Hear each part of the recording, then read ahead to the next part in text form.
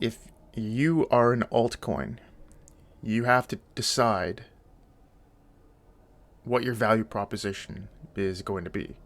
What is the basis for justifying the existence of your altcoin? Well, in the last video, we explored how you can be a utility token or a security. And if not either of these, then your last option is to be money. Now, there's one last thing I would like to add in regards to both the utility token and security route. There is one other limiting factor, one other problem with either of these options, which I want to touch base on before we talk about the final option, which is money. And the other problem with being a utility token or a security is that there is an upper limit to really the justifiable market capitalization that your altcoin can achieve. And the reason for this is that the value of the utility token, if there is to be value at all, or the value of the security, if there is to be any at all, is limited essentially by the revenue generated by the service provided by the platform, by the altcoin. This obviously makes sense. There's a limit to the size that a company can be valued at, because ultimately the value of a business is rooted in its profitability. And profitability is rooted in the ability of a company to generate revenue and to limit expenses incurred in the generation of that revenue. So if you're an altcoin that provides a service, let's say supply chain tracking or something like that, that's a kind of a common one. You have to look at the value of that service from the perspective of valuing a business, and how much revenue can a supply chain tracking company really generate? How much profit can it squeeze out of that revenue? And that ultimately is going to be the basis for how much the altcoin is worth. In the final analysis, in the long run, any utility token and any security token, its value cannot significantly diverge from the profitability of that service. That is the whole value proposition of the utility token and or the security token. And even if the underlying service provided is legitimate and actually does generate a revenue, clients are paying real money to use the service, even if the utility token is legitimate or the security token is legitimate, which often is questionable in this space. But you have to be realistic. I mean, is your given altcoin, is it really going to be the next Apple? Is it going to be generating enough real world revenue to justify a massive market cap in the hundreds of billions of dollars or more? Probably not. Probably not. In the vast majority of cases, I would say no. And I viewed from this perspective, you can see how there's this upper limit for valuation of any altcoin that purports to be a utility token or a security, and you have to value them from this perspective, just like you would with any business. The same is not true for money. And this is where we get into the third option in the trilemma, the altcoin trilemma. Because if you're not going to be a utility token or a security, well, then You have to be money. And with money, there isn't this same upper limit. Money is not valued based on the revenues or the profitability, because it's not even, money isn't a service provided by a company. It's not a company. So if a given altcoin is striving to be money, well, now there isn't that upper limit. Now, conceivably, a market cap in the trillions is possible, because it's not, there isn't this constraint, this constraint in which the value is being judged by the profitability of a service that is rendered, because that's not what money is doing. And this is why, if you are able to find an object before it has fully monetized, and to gain possession of some of that object and hold it through the monetization process, well, now you're talking about the real potential to exponentially grow your wealth. There is no constraint on the upper limit of what the market cap of money can be, because money is just half of every trade. So if you take everything of value in the world that can be traded, that is marketable, that has a price, well, the other side of that is money. The only real limiting factor to a money's value is the underlying economy itself. So you can see why there's so many altcoins that strive to be cryptocurrencies, because that's where the true growth potential is. Because if you can be adopted as money, there's no limits other than the productivity of an economy itself, other than the rate of actual adoption of that money. But to the extent that a cryptocurrency is adopted, there's just incredible room for growth.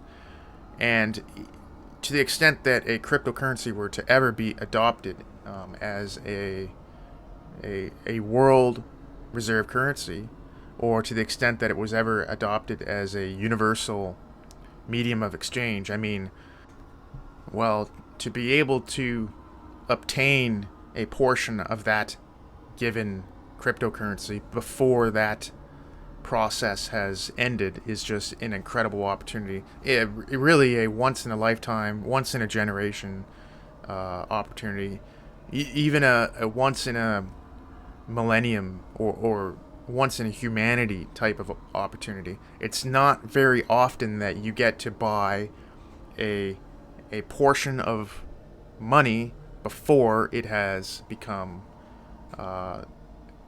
before it has been monetized. Usually that process takes hundreds or thousands of years. It's not something that a single human has ever been able to take advantage of. And that's kind of why there's so many altcoins that are trying to be cryptocurrencies, because of that potential. Utility tokens and security tokens, they don't have this kind of potential because they're not trying to be money.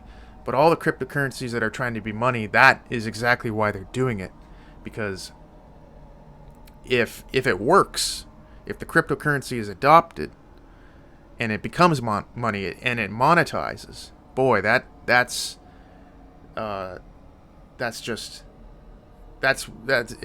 generational wealth is created by that kind of opportunity. But here's the problem. You're only going to have really one winner here. You're not going to have a dozen or 100 or even 2 cryptocurrencies. It's just going to be one. It's winner take all. It's not like with equity, with securities, or even with utility tokens to the extent that those have value, which is questionable. At least with those, there's room for there to be many participants in the market. There's lots of stocks in the world, lots of businesses in the world, but they all use the same money, right? There's just the one money, and that's the thing about cryptocurrencies. There's no room for competition. All the competition ultimately is going to zero, and there's going to be one winner that emerges. So it's a really dangerous game to play. You have to make sure you pick the right cryptocurrency, because in the final analysis, there's only going to be one winner. This is what we see in all of economic history, going back thousands of years, going back to the beginning of civilization. We always see a tendency towards a given economy to adopt just one money. This is the basis of Gresham's law. Good money drives out bad. What we just see this tendency towards people will always gravitate towards the best money. To the extent that there's competitors, those competitors will be rapidly discarded as the better money is adopted. And eventually, all the economic power gets stored in that best competitor. In the final analysis, all the bad forms of money go to zero or are otherwise driven out of the economy, and everything gets placed into the best form of money. That's always how it works. That's Gresham's law, and I think we see that in the cryptocurrency space. That exact same law is being applied here. We find that if you look at a chart of different competing cryptocurrencies compared to Bitcoin, look at Bitcoin Cash, look at Litecoin, look at the charts which compare these cryptocurrencies to the performance of Bitcoin over the long run. They're trending to zero. When it comes to money, there's no room for competition. Now, if we are analyzing cryptocurrencies, why should we decide that Bitcoin is the one that's going to win? Well, I think Bitcoin has the benefit of being the only cryptocurrency, to use the term properly, in distinction from utility tokens and crypto securities, basically. Properly defined, any cryptocurrency besides Bitcoin does not have the same origin. It does not have the so-called immaculate conception that is so often referred to. Bitcoin is as if it fell from the sky. It is as if it is a natural object that was discovered. It is not something like XRP, where a corporation holds 50% of the supply, and there is a certain founder who owns a massive amount of the supply, which he is dumping onto the market, onto retail investors on a daily basis. This is not how money comes to exist. This is not how an object goes through the process of monetization. And that's what we're talking about with Bitcoin. Bitcoin is like this object that was discovered in nature that is going through the process of monetization at hyperspeed intervals of time. We have seen this before. We have seen this with gold and silver. They are objects that are found in nature that were not money. They're just objects. But because they had certain inherent properties, and because no one held a monopoly on the supply, they were able to monetize over long periods of time. with Bitcoin, that same dynamic, I believe, is occurring, except it's occurring faster than we've ever seen the monetization of hard money. It's occurring so fast that a single human lifespan is enough to take advantage of it.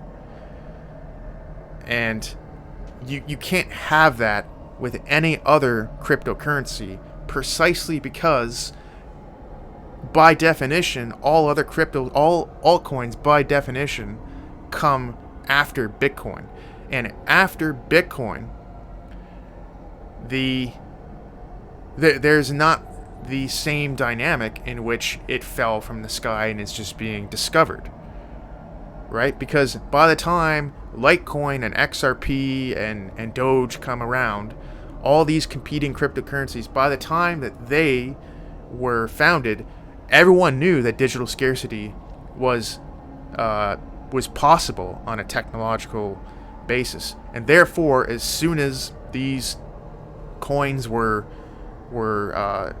basically created, well, what you have is the founders controlling the supply from the very beginning. We have you don't have the same dynamic of a natural monetization that is occurring, because you have ICOs, you have the founders taking a cut of the supply for themselves, which Satoshi Nakamoto did not do. He declined to exploit his position in order to monopolize Bitcoin, which paradoxically would have made it fail. You can't have any founder of a true cryptocurrency who is enriching himself with that currency. It goes against the whole process of how humanity monetizes an object, whether that object is a piece of metal or it is a transcendental object like Bitcoin. As soon as you have this dynamic of a founder, of someone who is saying, hey, I created this thing, let's make it money, well, that very process, that very act of having a founder who controls it is antithetical to the process of monetization altogether. So Bitcoin really was an event that occurred in history which could not have occurred before and cannot occur after. So Bitcoin is not a creation so much as it is a one-time, once-in-a-humanity event. You can only have the monetization of a transcendental object, of basically a digital object. You can only have a true monetization. It only occurs once. And is it going to happen with any other cryptocurrency besides Bitcoin? No, I don't think so, because Bitcoin was that event. All other cryptocurrencies that come after it, they can't monetize precisely because they occurred after this one-time event. It's an insurmountable obstacle for every cryptocurrency in the final analysis, in the long run. Some of these cryptocurrencies we see, they maintain market caps for a period of years, but in the final analysis, when we're looking back a couple decades from now, we're going to see just one digital currency, one cryptocurrency, so to speak, emerge. And it was the original one the whole time. It always was Bitcoin. Right from the very beginning. Precisely because it was the first. Precisely because no one thought that a digital object could possibly be money. And because no one believed it, it is the only one that had a natural distribution. It is the only one that had a natural monetization process from the beginning. By definition, all other cryptocurrencies, all altcoins, by definition, cannot and have not and will not have this same process. They cannot monetize in the way that Bitcoin can. Bitcoin is the only one. And this is the essence of the altcoin trilemma, is that there's some major problems with being a utility token. There's some problems with being a security token. But if they decline to be either one of those and they decide to be money, well, the problem is that they are playing a game in which the game is rigged against them from the very beginning, precisely because they were not the first to get there. It's like a game of musical chairs where there's only one chair and Bitcoin is already sitting on it. It's already too late for altcoin cryptocurrencies. It's already too late. The music has already stopped. It stopped in 2009. It stopped when the Bitcoin network went live and Bitcoin was already sitting there on the chair. So this is the altcoin trilemma.